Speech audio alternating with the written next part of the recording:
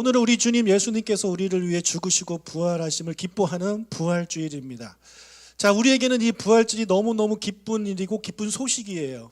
그러나 믿지 않는 자에게는요, 이 부활이요 오히려 걸림돌이 됩니다. 신화처럼 들리는 거예요. 예수님의 동정녀 탄생, 처녀가 아이를 낳고, 그다음에 죽은 사람이 다시 살아나고, 이런 내용들이 있으니까 그런 것 때문에 예수님을 믿는 것이 좀 꺼려지는 사람들이 의외로 많이 있습니다.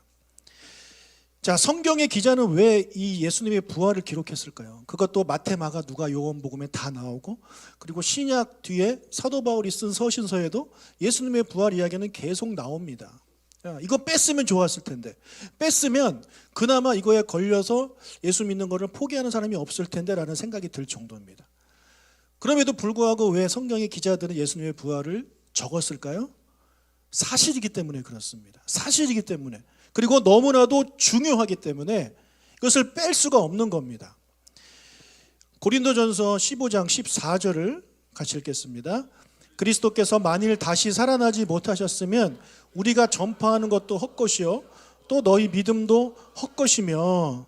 자, 예수님의 부활이 없으면요 우리의 믿음이 헛것이래요. 다 쓸모없는 것이라는 거예요. 그래서 심지어 사도 바울은 뒤에서 뭐라고 말하고 있냐면, 주님의 부활이 없으면 우리는 세상에서 가장 불쌍한 사람들이다. 왜요? 일요일마다 일찍 일어나서 교회 와야 되고, 교회 오면 막 밥하라고 그러고, 교회 오면 청소시키고, 이런 얘기를 자꾸 하잖아요. 그러니까 헌금도 해야 되고. 그러니 우리가 정말 주님의 부활이 없다면 이 세상 그 누구보다도 불쌍한 사람들이라고 사도 바울이 이야기를 하는 거예요. 달리 말하면 주님의 부활은 확실하니 우리는 절대 그런 불쌍한 사람이 아니라는 이야기를 하는 거죠. 여러분, 그래서 무신론자들도요, 예수님의 부활이 거짓임을 증명하면 기독교는 무너진다고 생각했습니다.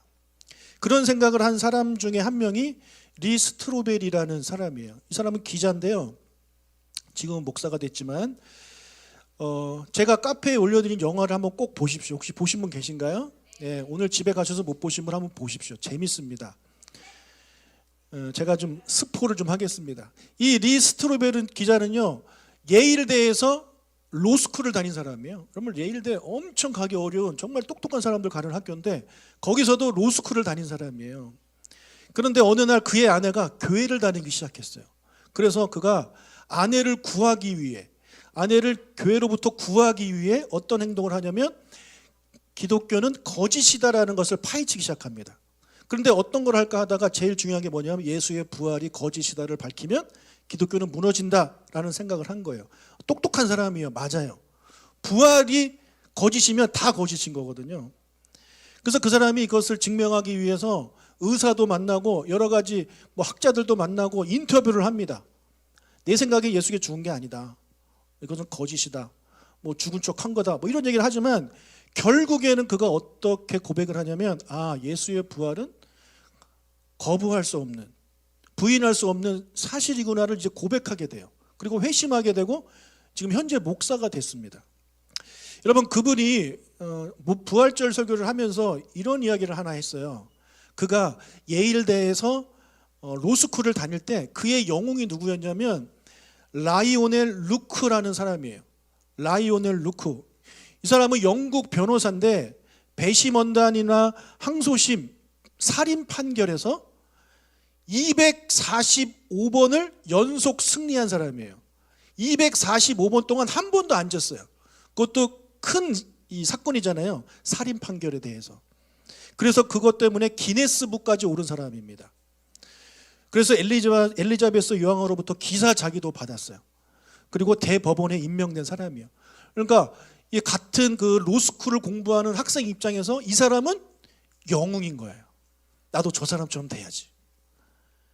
자, 여러분, 대단한 사람이죠. 그러니까 이 사람은요, 그 어떤 사람보다 어떤 것이 증거가 맞다, 이것이 신뢰할 만한 증거가 된다 안 된다를 구별할 수 있는 사람입니다.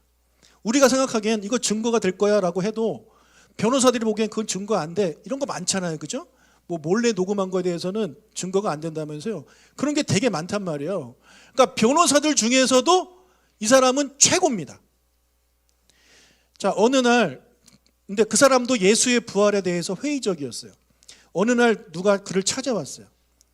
변호사님, 당신의 엄청난 법적 능력을 활용해서 예수의 부활에 대한 역사적 기록에 적용해 보십시오. 그래서 그분이 정말로 죽음에서 부활했는지에 대한 충분한 정보를 바탕으로 결론을 내려보셨습니까?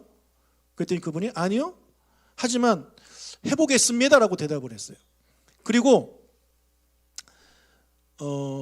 그것을 이제 증거하기 위해서 이 사람이 2년 동안 연구합니다. 많은 자료들을 가지고 2년 동안 연구해요. 그리고 그가 최종 결론을 내립니다. 다음 슬라이드 보여주십시오. 같이 읽어보겠습니다. 저는 예수 그리스도의 부활에 대한 증거가 너무 압도적이어서 의심의 여지가 전혀 없는 증거로서 받아들여질 수밖에 없다는 것을 분명히 말씀드립니다. 245번이라는 그 연속해서 이긴 변호사가, 그래서 기네스북에 오른 이 변호사가 예수의 부활의 증거는 너무 압도적이고 의심할 여지가 없는 증거라고 인정을 했습니다. 여러분, 예수님의 부활은요, 그냥 묻지도 말고 따지지도 말고 그냥 믿어, 이게 아닌 거예요. 그런데 여러분, 그냥 이렇게 이 사람처럼 법에 대해서, 증거에 대해서 알지도 못하는 분들이 또 뭐 2년 3년 연구한 것도 아니고 그냥 드는 생각에 예수가 무슨 부활을 해 라고 하면서 자기가 맞다라고 확신하면서 예수의 부활을 거부하는 사람들이 세상에 얼마나 많습니까? 예. 변호사로서 이런 기네스북에 오른 사람이 예수의 부활의 증거는 너무나도 명확하다라고 인정할 수밖에 없게 되었는데, 그러나 사람들은요, 그냥 그에 대해서 알려고 하지도 않는 거예요. 그냥 말이 안 된다, 말이 안 돼, 예, 이렇게 하고 있는 그런 상황입니다. 여러분, 그렇다면 왜 예수님은 다시 부활하셨을까요? 왜 다시 부활하셔가지고 사람들한테 이런 혼란을 주실 걸까요?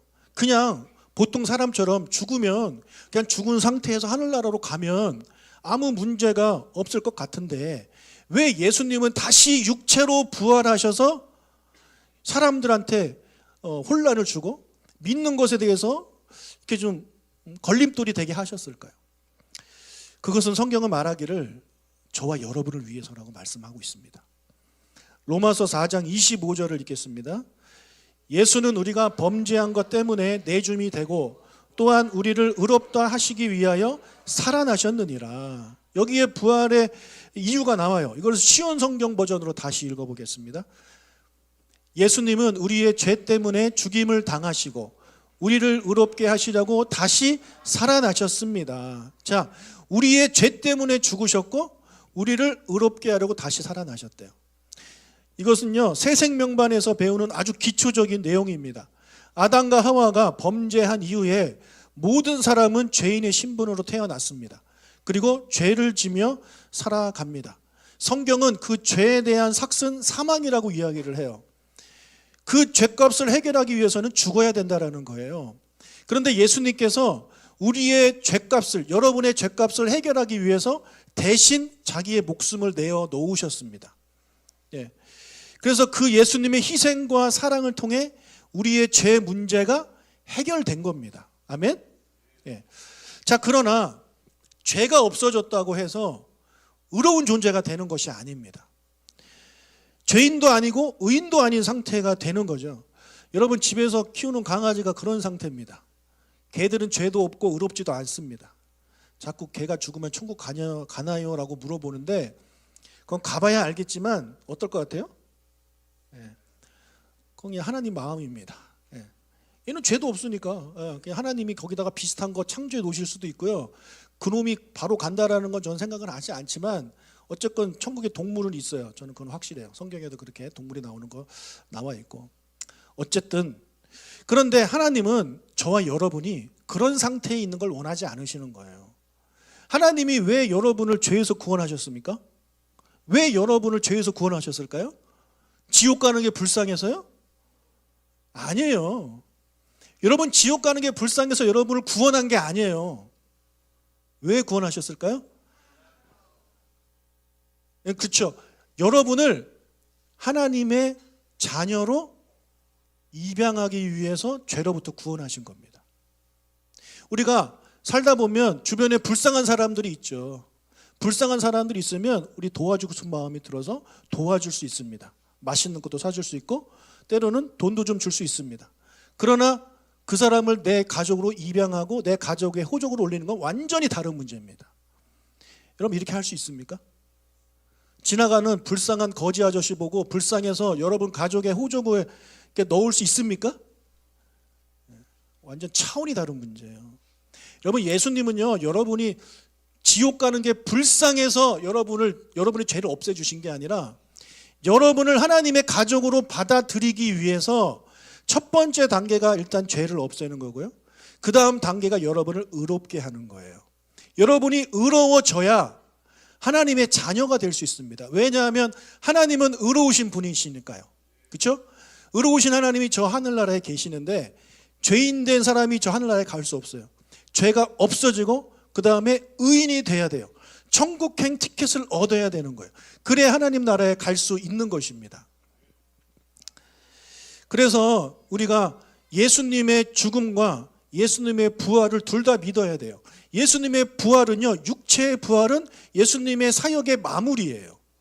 예수님이 죽으셨을 때 6시간 동안 십자가에 달려 계셨는데 그 6시간 동안 여러분의 죄, 우리의 죄, 모든 죄, 사람들의 죄가 예수님께 다 전가가 되었습니다. 근데 예수님이 이제 죽으심으로 그 죄가 없어지시는 거예요. 예, 죄의 삭은 사망이라는 게 이렇게 적용이 되는 거예요. 근데 예수님이 죽음에서 끝난 것이 아니라 다시 부활하십니다. 육체를 가지고 부활하십니다. 그런데 그 육체가 지금 여러분이 가지고 있는 그 육체가 아닙니다. 다른 육체예요. 거룩한 육체, 의로운 육체를 가지고 다시 부활하십니다.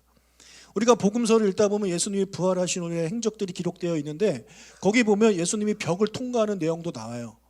배고프다고 밥도 드시는 장면이 나와요.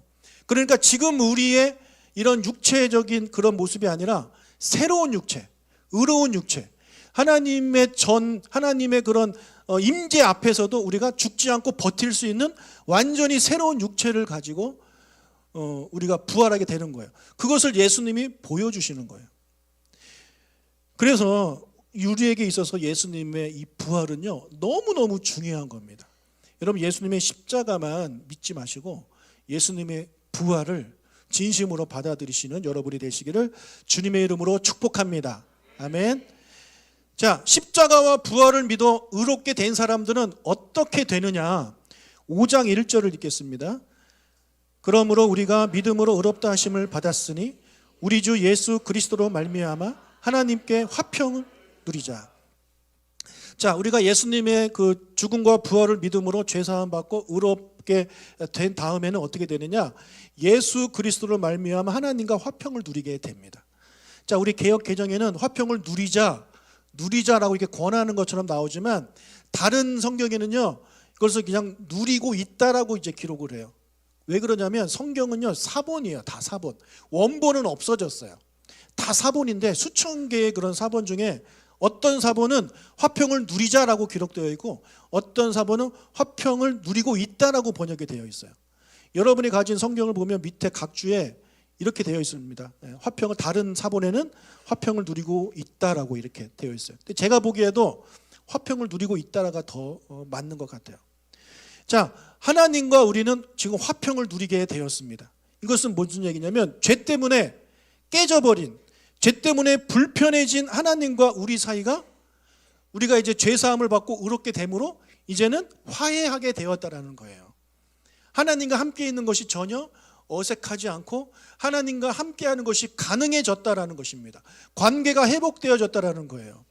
이게 다가 아니에요. 2절 또한 그로 말미암아 우리가 믿음으로 서 있는 이 은혜에 들어감을 얻었으며 하나님의 영광을 바라고 즐거워하느니라.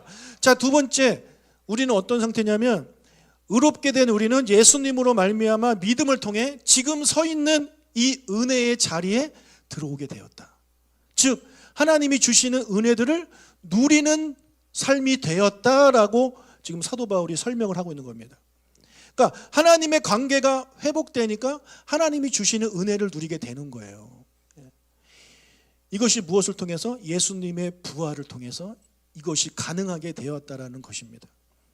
자, 그렇다면 하나님이 주신 이 은혜들, 하나님과 화평하게 되고 하나님이 주시는 은혜들을 누릴 수 있는 그런 삶을 살아가게 된 우리 그리스도인들은 어떻게 해야 될까요? 한 가지를 지금 사도 바울이 말하고 있습니다. 그것은 바로 즐거워하라예요. 즐거워하라.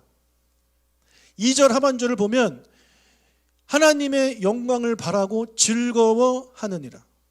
하나님의 영광을 바라고 즐거워하느니라. 2절은 상반절과 하반절로 나뉘는데 상반절은 아까 말씀드린 우리가 누리고 있는 것에 대해서 이야기를 하는 거고, 그렇게 된 우리가 하나님의 영광을 바라고 즐거워해야 된다라고 이야기를 하고 있는 거예요.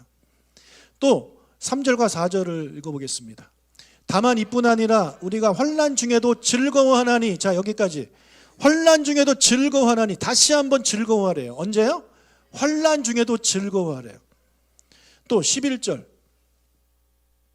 그뿐 아니라 이제 우리로 화목하게 하신 우리 주 예수 그리스도로 말미암아 하나님 안에서 또한 즐거워하느니라. 하나님 안에서 즐거워한대요. 지금 사도 바울이 이 본문, 우리 오늘 본문에서 즐거워하라를 지금 몇 번 반복하고 있습니까? 3번 하고 있습니다. 여러분 성경 읽고 묵상하실 때요, 반복되는 건 무조건 중요한 거예요. 성경 기자가 하고 싶은 얘기를 지금 적은 거예요. 그래서 지금 사도 바울 우리한테 뭐래요? 너희들, 구원받은 너희들, 하나님과 관계가 회복된 너희들, 은혜를 누리며 사는 너희들 즐거워하라는 거예요. 지금 3번 얘기했지만 항상 즐거워하는 얘기죠. 여러분 고난 중에 즐거워하고 환난 중에 즐거워하면 평상시에 즐거워하는 건 당연한 거 아닙니까? 그렇죠? 그러니까 항상 즐거워하라는, 항상 기뻐하라는 그 말씀이기도 하는 것입니다. 여러분 그런데 우리가 어떻게 하는 것이, 어떻게 사는 것이 즐거워하고 기뻐하는 삶일까요? 고난 중에, 환난 중에 어떻게 하는 것이 즐거워하고 기뻐하는 것일까요? 고난이 오면 미친놈처럼 아하하 이렇게 웃으면 되는 걸까요? 도대체 어떻게 하는 것이 기뻐하고 즐거워하는 삶일까요? 이게 중요합니다, 여러분. 이거에 대한 답을 알고 여러분 가셔야 돼요. 제가 그 방법을 알려드리겠습니다. 이거 어디 가서도 못 듣는 겁니다. 제가 오늘 은혜가 돼서 얘기해 주는 거예요. 예. 살이 좀 빠졌네? 어우, 술살이 빠졌습니까? 예. 술살 뺄 분도 많이 계신 것 같은데, 예.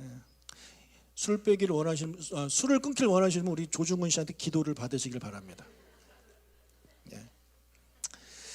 여러분 즐거워하다, 이 즐거워하다가 한국말로 번역이 된 거죠.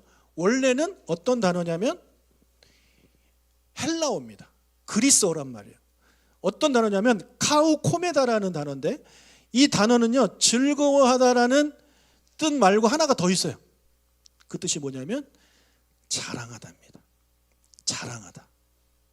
그러니까 즐거워하다와 자랑하다는 같은 의미를 가지고 있는 거예요. 자, 하나님께서 성경을 기록하실 때 그 수많은 단어 중에서 막 갖다 쓰시는 게 아니에요. 다 의미가 있으신 겁니다. 그래서 다른 성경은요 이것을 자랑하다라고 번역을 했습니다. 여러분 즐거워한다라는 것은요 자랑하는 거예요. 즐거우면 누군가한테 자랑하게 되어 있습니다. 인스타 보십시오. 좋은 데 놀러 가서 즐거우신 분들 자랑합니다. 나 좋은 데 왔다. 맛있는 거 드시는 분들 자랑합니다. 나 맛있는 거 먹었다. 즐거우면 자랑하게 되어 있는 거예요. 반대로 괴로우면요 어떻게 할까요? 숨긴다기보다는, 그런 데는 안 올리겠지만 누군가한테 하소연합니다. 그렇죠? 나 힘들어. 하나는 똑같은 말이지만 하나는 자랑하는 거예요. 또 하나는 괴로워하는 거예요. 어제 아이들이 봄 성경학교를 했는데 즐거웠으면 집에 가서 엄마한테 즐거웠다라고 이야기할 겁니다. 엄마 너무너무 재밌었어요. 너무너무 맛있는 함박스테이크를 먹었어요. 그런데 힘들었으면 엄마 나 다시는 안 갈 거야. 이런 이야기를 할 겁니다. 여러분 하나님을 믿는 것이 즐거운 사람들은요 자랑합니다. 어떻게 해요? 나 교회 가니까 너무 좋아. 그렇죠? 교회 생활이 즐거우신 분들은요 나 요즘 너무 행복해. 너도 그 행복을 누렸으면 좋겠어 라고 이야기를 하게 되는 겁니다. 반대로 교회 다니는 게 힘들면 만나는 사람마다 그럴 수 있어요. 아, 나 요즘 교회 가는 게 너무 힘들어. 은혜가 안 돼. 여러분 제가 주중에 설교학 교수님을 만나서 교제할 시간이 있었는데, 그분이 이제 카페에서 강의 준비를 하시는데 주변에 그리스도인들이 그렇게 많더래요. 근데 얘기를 들어보면 물론 뭐 좋은 얘기도 많이 하겠지만 많은 분들이 교회 험담을 한다는 거예요. 목사님 험담을 하고, 그래서 그분이 저한테 그러는 거예요. 목사님들 좀 얘기 좀 해줘라. 왜냐하면 다른 사람들이 듣잖아요. 교회 안 다니는 사람들이 커피 마시고 있는데 옆에서 계속 교회 흉보는 얘기를 그들이 들었다고 생각해 보세요. 교회 가고 싶겠습니까?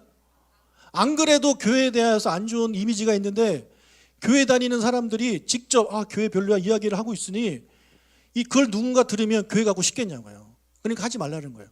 여러분, 교회 가기 싫고 교회 막 그런 얘기 목사 설교도 흉보고 싶을 때 그럼 어디 가서 해야 될까요? 하나님한테 가서도 하시고 속으로 가서 하세요. 예. 여러분, 밥 먹고 속으로 가서 저에 대해서 뭐 흉보고 있으면 흉보고, 예. 그럼 이제 그 얘기 듣고 막 맞장구 쳐주도 하고도 같이 기도합시다 하고 기도하고 이렇게 해야지. 우리끼리는 괜찮아. 우리끼리는 내 얘기에 들려도 괜찮아요. 저는 여러분이 그런다고 뭐 상처는 받겠지만 그것 때문에 제가 그만둘 수도 있겠지만 그래도 저는 믿음은 버리지 않아요. 여러분 때문에 나 이제 예수 안 믿을 거야 이러진 않는단 말이에요. 그렇죠? 그러나 믿지 않는 사람들은 여러분 때문에 예수 안 믿을 수 있어요. 어떻게 책임질 거니까. 그러니까 우리 이거 조심해야 돼요. 아까 읽었던 3절 4절을 세 번역으로 다시 읽어보겠습니다. 그뿐만 아니라 우리는 환난을 자랑합니다. 우리가 알기로 환난은 인내력을 낳고 인내력은 단련된 인격을 낳고 단련된 인격은 희망을 낳는 줄을 알고 있기 때문입니다. 자, 이 세 번역은 자랑으로 번역했죠. 환난이 올 때 기뻐하라는 말은요, 환난이 올 때 자랑하라는 말이에요. 그 이유가 뭐냐고 사도 바울이 말하고 있냐면 환난이 오면 인내력이 생기고 그러다 보면 이 인격이 성숙해지고 그리고는 소망을 얻게 되기 때문이다 라고 우리한테 이야기를 해주고 있습니다. 아까 우리 조중훈 씨가 간증을 해주셨는데 저한테 처음 보내주신 건 한 25분 이상 되는 그런 긴 거여가지고 제가 앞에를 확 잘라버렸어요. 편집을 척척척 해가지고 요약을 해드렸어요. 근데도 길었죠. 예. 여러분 저한테 감사하십시오. 안 그랬으면 저 이제 설교 시작합니다. 예. 근데 그 편집하면서도 너무 마음이 아픈 거예요. 왜냐하면 너무 내용이 좋으니까. 아까 근데 교회 오기 전에 힘든 삶이 있었다고 하셨잖아요. 그것을 인해서 우리 성도님네가 성장을 하게 되는 거예요. 여러분, 중훈 씨뿐만 아니라 최근에 간증하신 미령 씨, 허예정 씨 간증 들어보세요. 삶의 어려움을 이야기합니다. 그런데 어떤 사람은 그 삶의 어려움이 올 때 그것을 감사하지 못하고 그것을 자랑하지 못하고 쓰러져 버리는 사람이 있어요. 반면에 어떤 사람들은 어려움이 올 때 그걸 이겨내요. 극복해요. 그럼 더 성숙해져요. 그래서 그것을 이제 자랑하는 거예요. 즉 간증하는 삶을 살게 되는 것입니다. 여러분, 환난이 올 때, 괴로움이 올 때, 삶의 어려움이 올 때 왜 나에게 이런 삶이라는 생각이 들 수 있지만 그때 오늘 말씀을 여러분들 좀 기억해 주셨으면 좋겠어요. 환난을 자랑하자. 환난을 자랑하자. 왜냐하면 이 환난을 통해서 분명히 내가 성숙하고 성장해질 수 있기 때문에 그럴 것이다 라는 그런 생각을 가지고 여러분들이 환난을 맞이하게 된다면 반드시 여러분은 그 환난을 통해서 좋은 것들을 얻게 될 것입니다. 여러분, 예수 믿는다고요 환난이 없어지는 게 아닙니다. 예수 믿는다고 질병에 안 걸리는 게 아니고 예수 믿는다고 사고가 안 나는 게 아니에요. 아플 때 아프고 사고 날 때 사고 나고 상처받을 때 상처받아요. 그러나 예수를 제대로 믿으시는 분들은요 그런 상황이 올 때 그것을 자랑하는 사람이에요. 그것 때문에 하소연하는 사람이 아니라 하나님을 기뻐하시는 여러분 삶이 되길 주님의 이름 축복합니다. 여러분, 하나님 믿는 것이 즐거우십니까? 그렇다면 하나님을 자랑하십시오. 예수님을 섬기는 것이 즐겁다면 예수님을 자랑하시고요, 성령님과 동행하는 것이 즐겁다면 성령님을 자랑하십시오. 여러분, 조각목교에 다니는 게 즐겁다면 가서 자랑하십시오. 나 교회 다녀서 너무너무 행복해. 나 너무너무 좋아. 너무너무 기뻐라고 이야기하는 거. 그것이 바로 여러분 기뻐하는 삶입니다. 그 기뻐하는 삶은 누가 하는 거라고요? 예수님의 죽음과 부활을 경험해서 하나님과 화해한 사람, 그래서 수많은 은혜들을 누리는 사람들이 마땅히 해야 할 것이 바로 하나님을 기뻐하는 것. 다른 말로 하나님을 자랑하는 것. 앞으로 한 주 동안 하나님 자랑을 많이 하시기를 주님의 이름으로 축복합니다.